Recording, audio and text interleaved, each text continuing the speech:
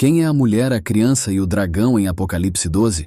Deus revelou o Apocalipse de Jesus Cristo a João para mostrar aos seus servos o que deve acontecer em breve. João foi o destinatário desta revelação de Deus. Este livro está repleto de mistérios sobre o futuro. O aviso final é que o mundo certamente terminará, e o julgamento será inevitável. Ele nos revela apenas um vislumbre do paraíso e todas as maravilhas que nos aguardam lá.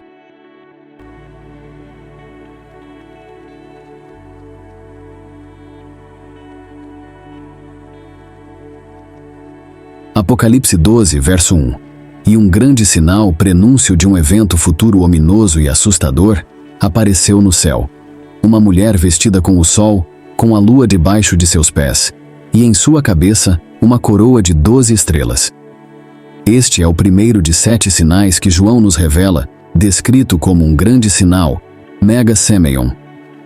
Nos capítulos 12, 13 e 14 de Apocalipse, as principais figuras da grande tribulação são descritas, e este grande sinal introduz o primeiro dos 7. Lemos sobre uma mulher vestida com o sol. Como João claramente disse que este é um grande sinal, não esperamos que esta mulher apareça literalmente na terra. Deus usará este sinal para comunicar algo a João e a nós. A figura da mulher tem sido associada a uma grande variedade de conceitos religiosos ao longo da história. De acordo com o sonho de José, a mulher vestida com o sol deve ser interpretada como representando Israel, de uma perspectiva bíblica. No sonho, Jacó foi simbolizado pelo sol. Raquel, a mãe de José, foi representada pela lua, e as 11 estrelas foram interpretadas como os filhos de Israel que se curvaram a José. José agora é incluído com as outras tribos de Israel nesta constelação composta por 12 estrelas. Gênesis 37, verso 9. Mas José sonhou ainda outro sonho, e o contou a seus irmãos. Também disse: Veja, eu sonhei novamente um sonho, e desta vez vi 11 estrelas, e o sol e a lua se curvando em respeito a mim. Em outras passagens do Antigo Testamento, Israel, Sião ou Jerusalém são frequentemente retratados como uma mulher. Oséias 2, versos 19 e 20. E eu te desposarei comigo para sempre. Sim, eu te desposarei comigo em retidão e em justiça, em benignidade, em lealdade e em compaixão. Eu te desposarei comigo em estabilidade e em fidelidade. Então conhecerás, reconhecerás, apreciarás o Senhor e responderás com fiel amor. A mulher dá à luz. Apocalipse 12, verso 2. Ela estava grávida e gritava de dor, sofrendo as dores de parto para dar à luz. Lemos que ela estava grávida. Mais adiante, revelaremos quem realmente é esta criança. Em seguida, aparece um terrível e poderoso dragão. Apocalipse 12, verso 3. Então outro sinal de aviso foi visto no céu. Eis um grande dragão vermelho fogo, Satanás, com 7 cabeças e 10 chifres, e em suas cabeças havia 7 coroas reais, diademas. Lemos que outro sinal apareceu no céu. Mais uma vez, somos lembrados de que a criatura mencionada no texto é um símbolo. Não era realmente um grande dragão vermelho fogo, mas sim uma representação da natureza e do caráter da pessoa. A descrição do dragão sugere simbolicamente seu poder feroz e sua terrível natureza, uma imagem da plenitude do mal em toda a sua força horrenda. Em Apocalipse 12, o próximo sinal é o grande dragão vermelho, as 7 cabeças e 10 chifres. As 7 cabeças são adornadas com 7 diademas, enquanto os chifres simbolizam poder, e as coroas representam autoridade. A imagem das 7 cabeças e 10 chifres é destinada a transmitir um senso de imenso poder, autoridade, conhecimento e força, e é, portanto, bastante aterrorizante. É importante notar que o termo diademas, que é uma transliteração da palavra grega diadema, aparece apenas no livro de Apocalipse e não em nenhum outro livro do Novo Testamento. Além disso, é uma palavra distinta da coroa, Stéphanos, mencionada no versículo 1. A diferença entre os dois termos é que a coroa simboliza uma vitória permanente, enquanto o diadema representa autoridade e poder de governo. Esta mulher é muito diferente das outras mulheres em Apocalipse. Vemos outras mulheres em Apocalipse, por exemplo, Jezabel.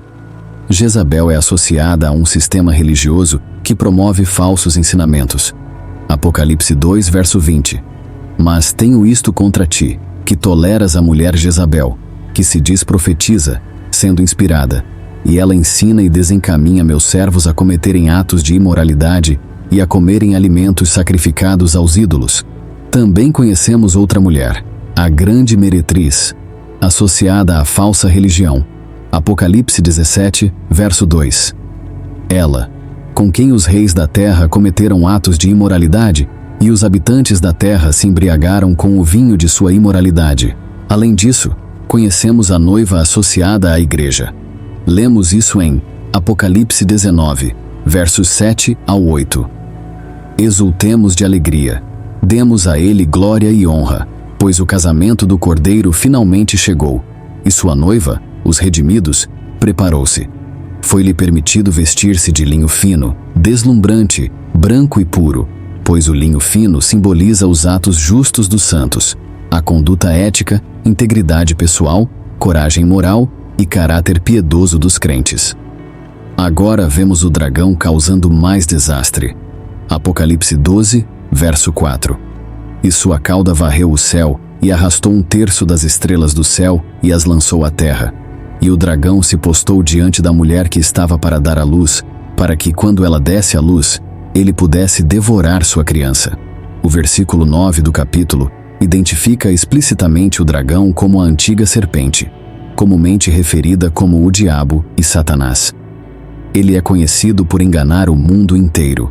O versículo 4 revela ainda mais que Satanás estava esperando o nascimento de Cristo com a intenção de destruí-lo. Deus nunca criou um ser maligno. Em vez disso, ele criou anjos que eram capazes de experimentar imensa alegria e alcançar grandes distinções em seu domínio glorioso. No entanto, eles também receberam livre arbítrio, o que era implícito na criação de seres morais. Como resultado, poderiam exercer esse livre arbítrio para seu benefício eterno ou para sua destruição. Alguns permaneceram firmes em sua lealdade a Deus, como Miguel e seus anjos, mas outros se rebelaram contra o governo do céu e se tornaram inimigos implacáveis de Deus e de seu reino. Lemos sobre uma criança do sexo masculino que iria governar todas as nações com vara de ferro. Isso se refere-se a Jesus Cristo, o Messias, que governa o mundo com uma vara de ferro. Apocalipse 19, verso 15. Da sua boca sai uma espada afiada, a sua palavra, com a qual ele pode ferir as nações, e ele as governará com uma vara de ferro, e ele pisará o lagar da fúria do Todo-Poderoso Deus, em julgamento do mundo rebelde. O esforço para devorar sua criança foi inicialmente cumprido pela tentativa de Herodes de matar Jesus quando criança. Também foi cumprido durante toda a vida de Jesus, quando Satanás o atacou. Mateus 2, versos 16 ao 18. Então Herodes, ao perceber que fora enganado pelos magos, ficou extremamente irado e enviou soldados e matou todos os meninos em Belém e em toda aquela região que tinham 2 anos ou menos, de acordo com a data que havia aprendido dos magos. Então se cumpriu o que foi dito pelo profeta Jeremias. Uma voz foi ouvida em Ramá, choro e grande lamentação, Raquel chorando por seus filhos. Ela recusou ser consolada porque eles não existiam mais. A criança, o ministério de Jesus, é descrito pelo seu início e fim terrenos. Ela deu à luz um menino que irá governar todas as nações com uma vara de ferro, e sua criança foi arrebatada para Deus e para o seu trono. É claro que a figura retratada no trecho é Jesus. Portanto, a mulher mencionada em Apocalipse 12, verso 1, não pode simbolizar a igreja, pois Jesus é quem dá origem à igreja e não o contrário. Logo, a mulher deve representar ou Maria ou Israel, as únicas 2 entidades que poderiam ter dado à luz a Jesus. Uma análise mais profunda em Apocalipse 12 revela que essa mulher é de fato Israel e não Maria. O dragão, Satanás, tenta devorar a criança, Cristo. No entanto, Cristo nasce e é arrebatado para Deus e para o seu trono. Satanás tenta matar Cristo, mas Cristo é ressuscitado dos mortos e ascende ao Pai. A imagem vital para identificar esta mulher está na descrição de suas dores de parto. Essa imagem profética é encontrada em alguns lugares no Antigo Testamento. Miqueias 4, versos 9 e 10. Agora, por que você grita em alta voz? Não há rei entre você? Seu conselheiro pereceu, pois a agonia te agarrou como uma mulher em trabalho de parto. Contorça-se de dor e trabalhe para dar à luz, ó filha de Sião, como uma mulher em trabalho de parto, pois agora você deve sair da cidade, viver no campo e ir para a Babilônia. Lá você será resgatada. Lá o Senhor te redimirá das mãos de seus inimigos. Miqueias profetizou que Israel seria levado cativo para a Babilônia, experimentando uma dor intensa, como a de uma mulher em trabalho de parto. No entanto, em meio ao seu sofrimento, eles seriam resgatados e redimidos por Deus. Miqueias continuou a usar essa imagem alguns versículos depois em sua profecia. Segundo Miqueias, o sofrimento da nação continuaria até que o remanescente trouxesse o nascimento do Messias. A profecia era uma mensagem de esperança, pois o Messias viria e guiaria seus seguidores com a força do Senhor. A previsão de dor no parto simboliza o sofrimento da nação física de Israel, que levaria à purificação de seu povo. Apocalipse 12, versos 6 e 7.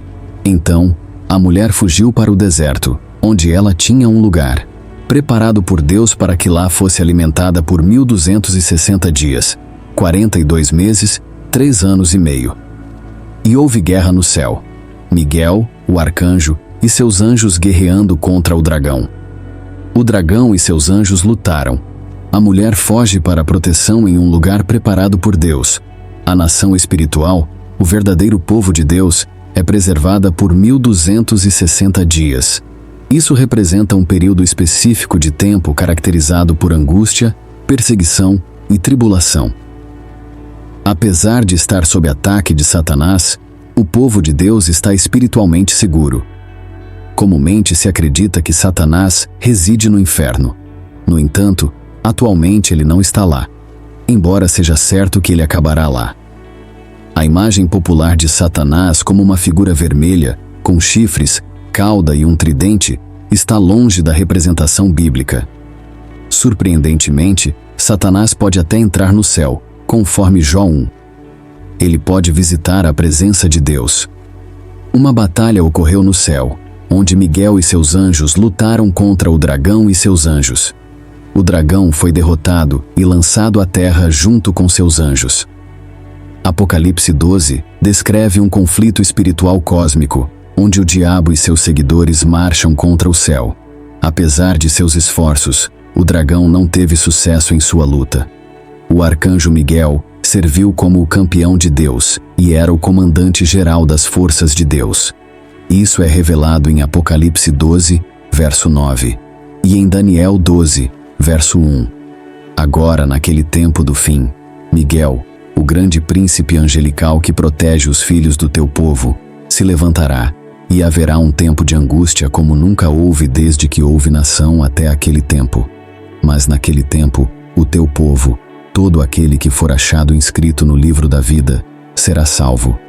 Miguel e seus anjos conseguem expulsar Satanás e seus seguidores do céu para a terra.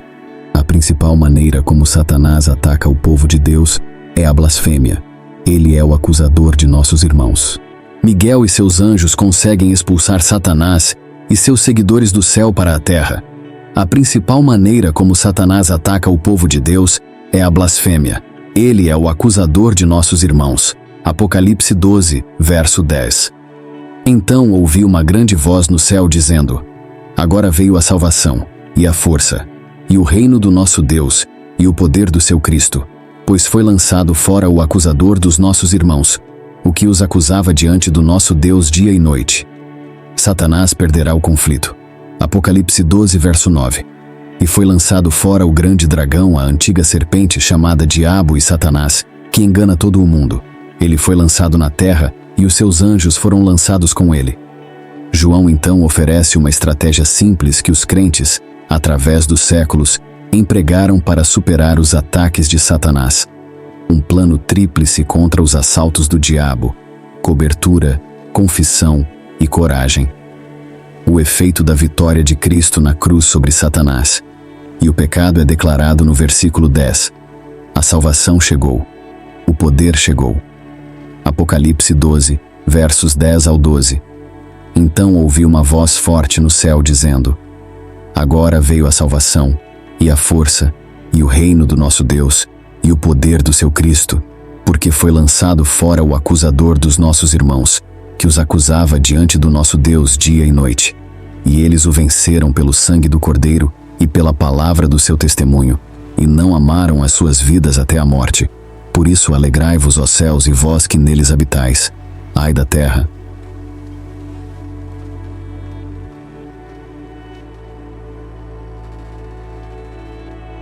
Terra e do mar, porque o diabo desceu a vós com grande ira, sabendo que tem pouco tempo.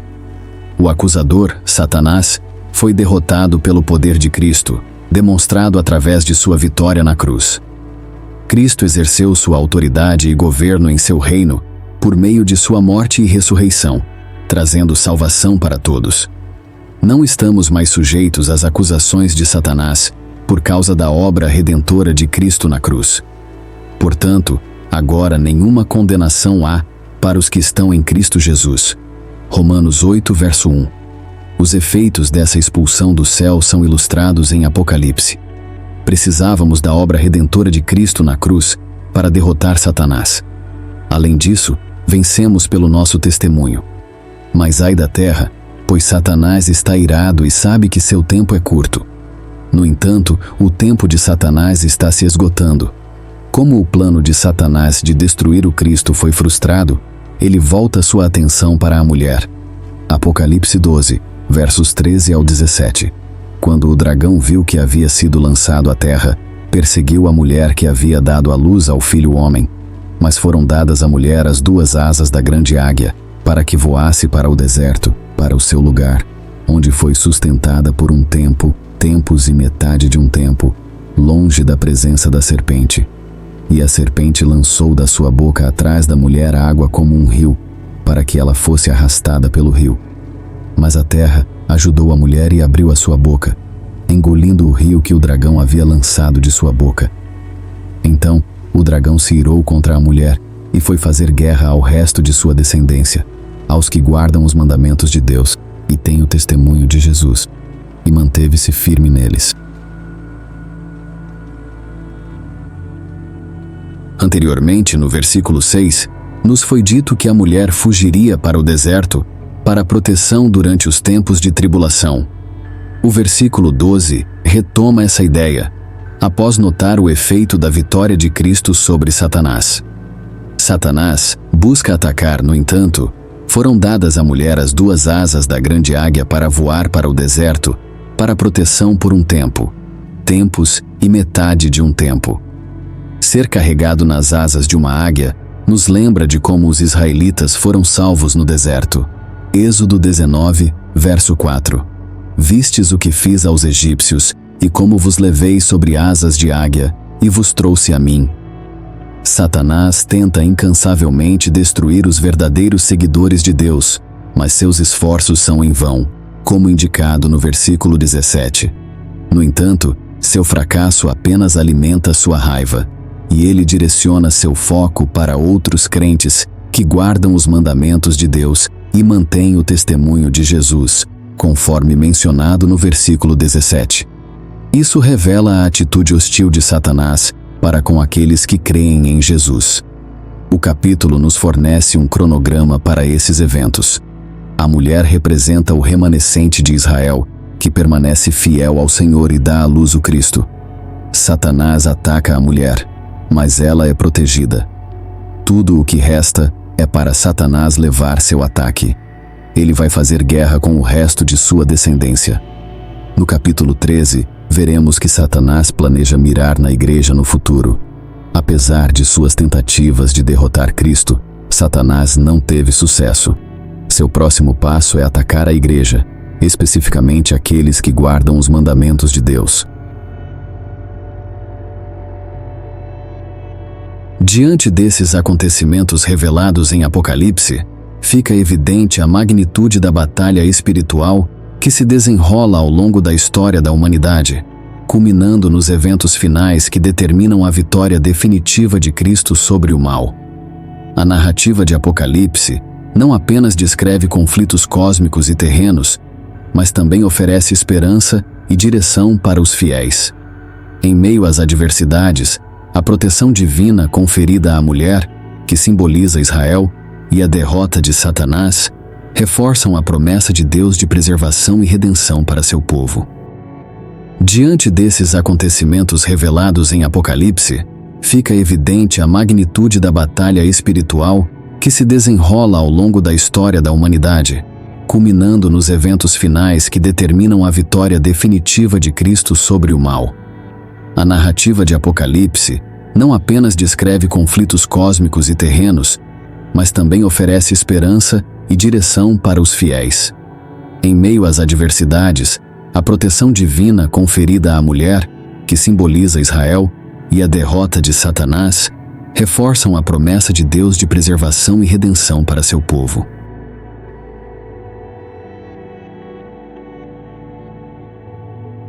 Diante desses acontecimentos revelados em Apocalipse, fica evidente a magnitude da batalha espiritual que se desenrola ao longo da história da humanidade, culminando nos eventos finais que determinam a vitória definitiva de Cristo sobre o mal.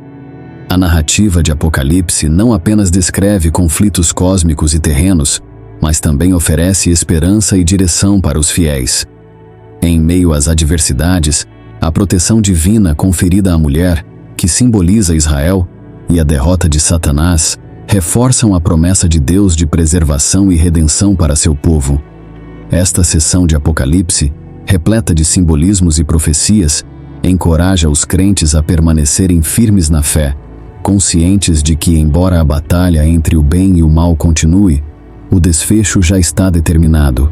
A vitória de Cristo na cruz e sua ressurreição não são apenas eventos históricos, mas a fundação da esperança cristã, que transcende as tribulações deste mundo. A garantia de que Satanás será definitivamente derrotado e de que os fiéis serão eternamente salvos é um chamado ao compromisso inabalável com os ensinamentos de Jesus e a vida em conformidade com os mandamentos de Deus. Assim, enquanto aguardamos o cumprimento final de todas as coisas, que nosso coração se encha de gratidão pela vitória assegurada em Cristo Jesus. Que sejamos luzes neste mundo, até que possamos finalmente testemunhar a plenitude do reino de Deus, onde não haverá mais dor, nem choro, nem sofrimento, e onde Deus enxugará toda a lágrima dos olhos de seus filhos. Que estejamos sempre preparados, mantendo nossa lâmpada acesa, pois nossa redenção se aproxima. E hoje, se você está cansado de viver uma vida sem Cristo, quero lhe fazer um amoroso convite. Inicie uma nova vida. Apenas com uma pequena atitude, você pode transformar sua vida para todo o sempre. Comente aqui embaixo: eu te aceito, Senhor Jesus, como meu único e suficiente Senhor e Salvador da minha vida. Até a próxima.